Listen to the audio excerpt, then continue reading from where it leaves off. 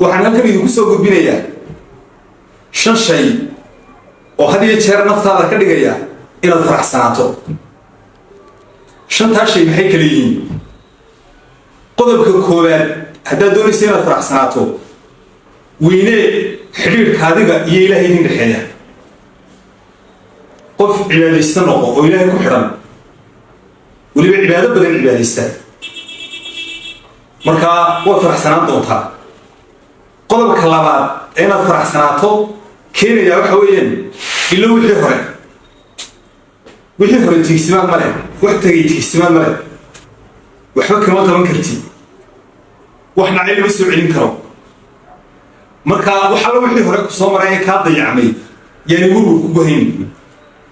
ninkii heesay waa kii lahaa jacayl kale yar ku beermay taariikh xumada iga raacday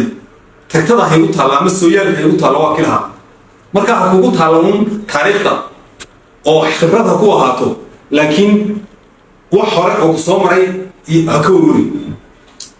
qodobka saddexaad ee ku farxad gelinaya hadii jeer ku faraxsanaan kan qodobada hadii jeer farxadaada ka shaqeynaya waxa kamid ah inaad si dhab u wajahdo hadda nolosha si dhab u wajahdo wax kasta oo aad hore u dayacday imika ku dadaal qof waliba maruu ku dadaala haddaan aad waxbarashada ku fiicnayn hadda waqti kaamil tegin hadda dadaal adoo xirfad dadaali kartaa haddaan cibaadada ku fiicnayn hadda ku fiicno waa qodobka saddexaad. qodobka afraad ku faraxsanaan kartaa waxa weeyaan ee farxadaada ka shaqeynaya ha ka fikirin wax soo socda inuu waxaan nahay dad muslima